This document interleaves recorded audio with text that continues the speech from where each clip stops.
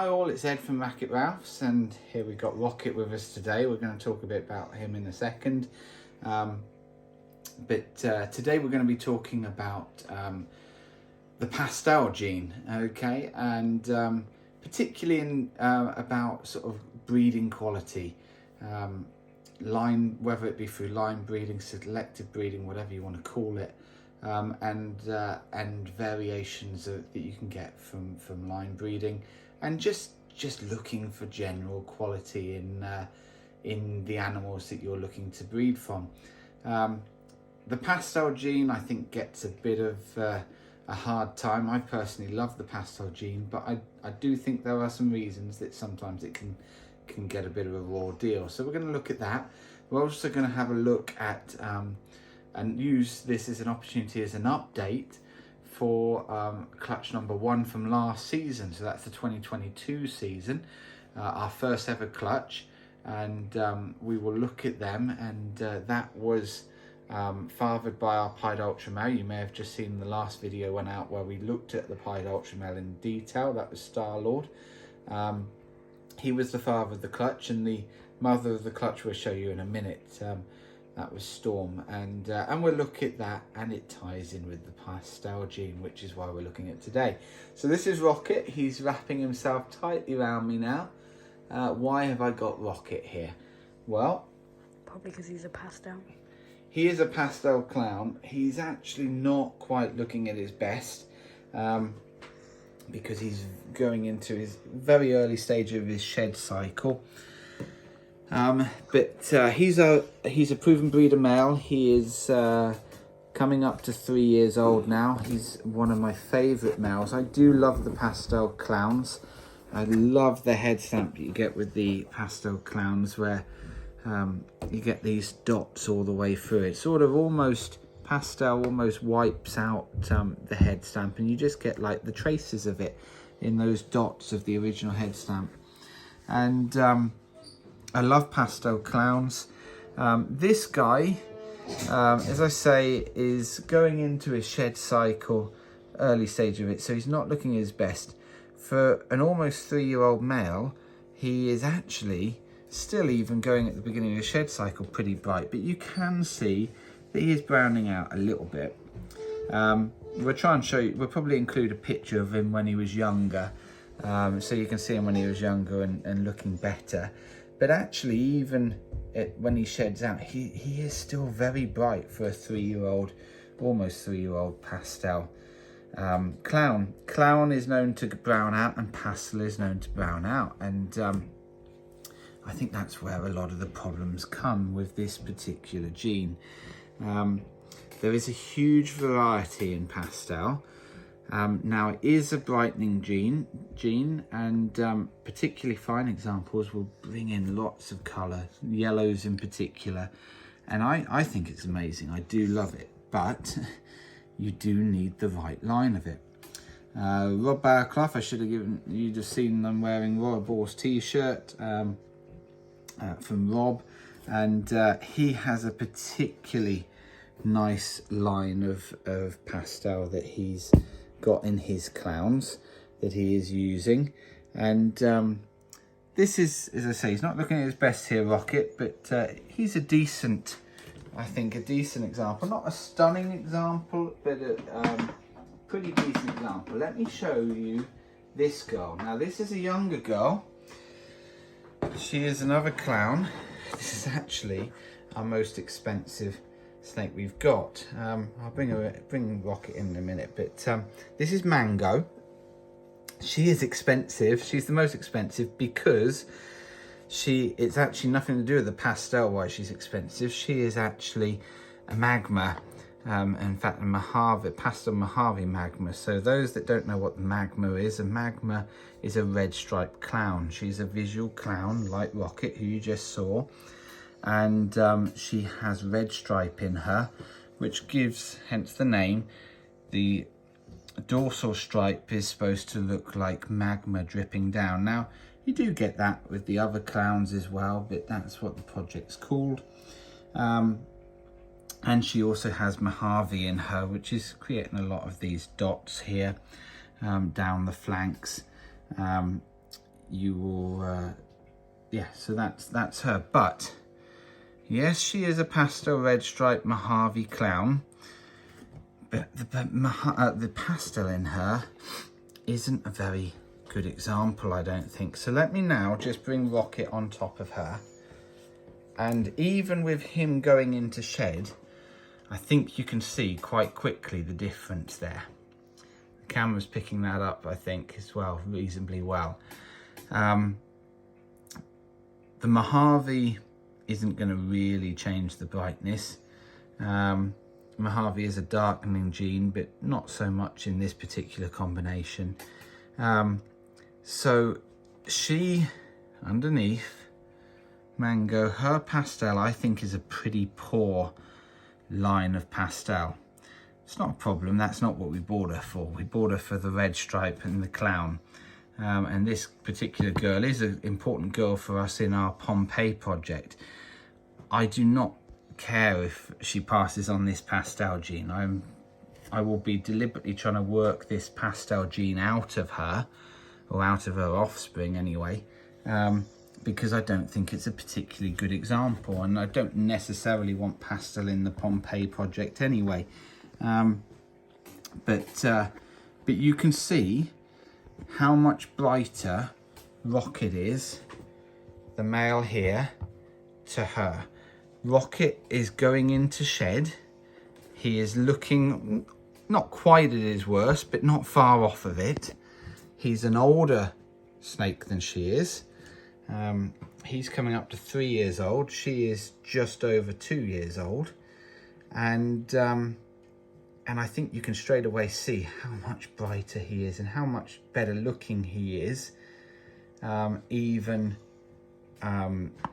though, you know, everything is going against him in terms of his shed cycle, in terms of his age, because she hasn't got a very good line of pastel. So, why do I say this? Well, what it shows is that you want to be able to selectively breed from the right snakes, the right genes.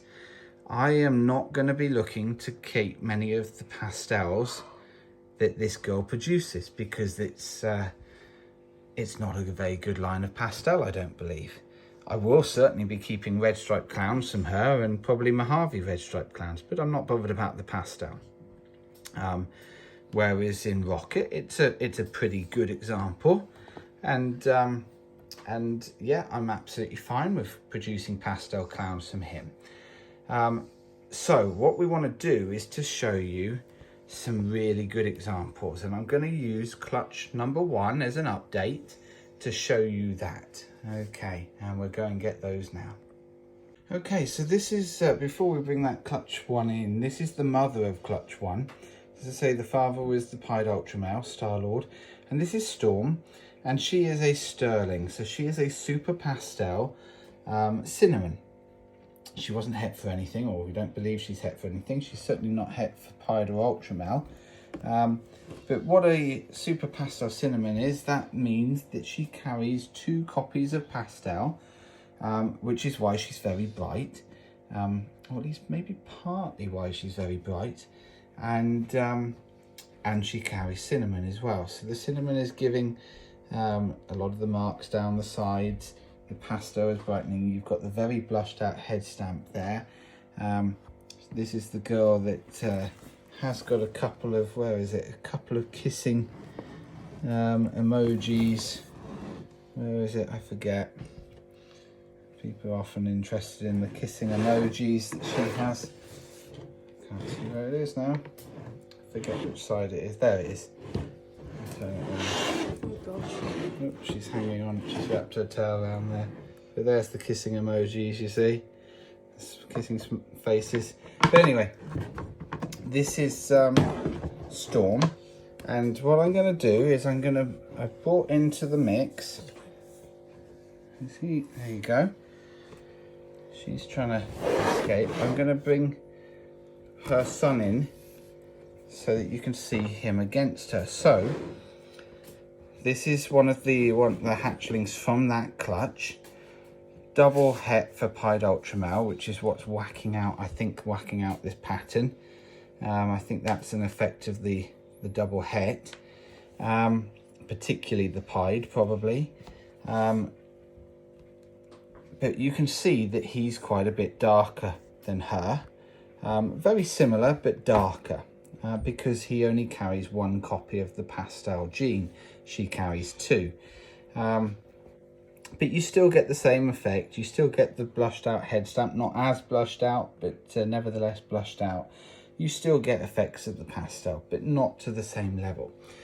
Now, what I'm going to do is I'm going to bring in the rest of that clutch. So it was only a small clutch, 5 eggs, 1 didn't make it. We had 4 that did. I'm going to hold on to the male in my hand, and these are the 3 females. Okay, and I've got the male here. Now, you will see, hopefully straight away, that well, first of all, straight away, you'll see this one is just a pastel, okay? The other 3 are pewters, are pastel cinnamons. 1 copy of pastel, 1 copy of cinnamon. These 3 are females, the one in my hand is a male. What I'm hoping the camera picks up straight away is that this one is quite a bit lighter than the other 2 pewters. You see those 2 are similar, the male and this female here, but this one, you probably get a good shot of them together there. This one is definitely a lighter colour than that one. Why? Well, let's just go, there is something called polymorphism, which just means natural variation, and it could be that. But I'll tell you what I suspect it is. And I'm going to put the male back to be able to talk about this, and we'll just use the females as an example. As we said, the mother is a super pastel cinnamon. That means that she has 2 copies of pastel. She will pass on 1 copy of that to every single one of her offspring. And there is a 50% chance of her passing one of the pastel genes and a 50% chance of her passing the other pastel gene. So statistically, we should get 2 from one half of her pastel genes and 2 from the other half.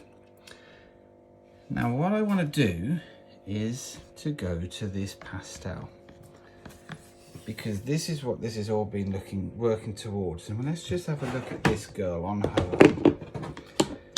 I believe this is a fantastic example of the pastel gene. If you compare this to the clown girls that I showed you a minute ago, with I think a pretty poor line of pastel, you look at the difference of this one. Look how bright she is. Now I know she's younger, yes, I accept that, and she will get darker and she will brown out a little bit. But all of these snakes, these are now about 9 months old, and 9-10 months old. They're all weighing around about 500 grams, give or take. So it's not like they're brand new hatchlings. Yes, they're not mature, I accept that. But this girl is incredible. She is so bright. Now again, yes, she's a double het, and the ultramel in particular may be having an influence. But she is so bright, she is so clean, and I think she is just an amazing copy of pastel. I think she's really, really good. She's a bit damp. I've got to clean her out in a minute. But just, you can see there, just really, really, really bright. Lovely, lovely bright line of pastel. This is a line of pastel that I definitely want to work with. Now, we are obviously going to work it into our pied ultramels. She is a double het for pied ultramel, and that is going to be her first job when she's old enough to breed, is to produce visual pastel pied ultramels off her. But I think she's such a nice line of pastel. I am keen to work this particular line of pastel, and therefore also her mum, into other projects that I want pastel in, because it is such a fine example. The problem is, as I say, that everything that the mother produces is going to be pastel. So let's go back to that clutch. Okay. Statistically, we should have 2 pastels from each line, from each side of the female. Okay. I don't mean to say that things always go with statistics, but we should have, if she has one particularly good copy of pastel, and one, I don't think it's an awful copy, but an average copy of pastel, there should be 2 really good ones and 2 normal, like average ones. So you tell me at a glance, which of these do we think is the really good copies of the pastel? We already believe this really bright one is. So of those pewters, which one do you think is going to be the really bright copy of pastel? My money's on this one all the way. She's so much brighter than the other 2. The other 2 look fine. This one probably slightly better than the male, but this female looks so much lighter than those other 2 pewters. And I believe, the male is trying to escape, I believe that this one here is going to prove to have this line of pastel. And I want to be breeding from that. So I think these 2, I will breed from all 3 of the females, but in particular these 2 that are on top now, I suspect have this wonderful copy of pastel. And it's certainly something that I want to work into other things. Notably some of my clown projects, to work them into that. I think that particular line of pastel, I believe that line breeding sensibly is something that will pay dividends. You can produce some real quality, and I think you can see it here. So just to conclude, and if you, I guess, bring it up here, is that we want to look for quality. If you're looking to buy snakes, look for quality. Speak to the breeders. Look at the parents, grandparents, if you can.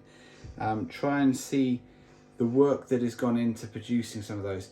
You can go on Morph Market. You can find, you can find a pastel double het pied ultra male on Morph Market. You can find a bunch of them. How many are you going to find with that quality of pastel? Probably not as many. And I know a lot of the breeders out there and sort of say, look, when you're buying, it's not necessarily about buying the cheapest you can, it's about buying the best you can. I'm a firm believer in that. And I think this one in the future is, and probably this lighter one down below, I think as long-term projects is going to really pay some dividends for us. This girl in particular, I can see, in fact both of those in the future, they're double het pied ultramale. I can see them going into triple recessives. Pied ultramale clowns is where I'm looking to eventually go with that, and that will be quite something. So tell us what you think about line breeding, about quality. The pastel gene, as I say, I think it gets a raw deal, but I think actually in the right setting with the right line, it's a really good thing to have. There's a lot of fairly ordinary pastels out there, but there's some amazing ones too. And get the right one, it can really do wonders for projects, for many projects. And as I say, I'm a fan of it, but you've got to have the right ones. And so yeah, let us know what you think. Drop any comments down below. Let us what you think about whether it's just a yarn. Some people believe, it's just breeders trying to get more money for the same thing. I don't believe it is. I think you can see that in the snakes, but that's just my view. And so anyway, thanks for joining us. Don't forget to like, share, subscribe.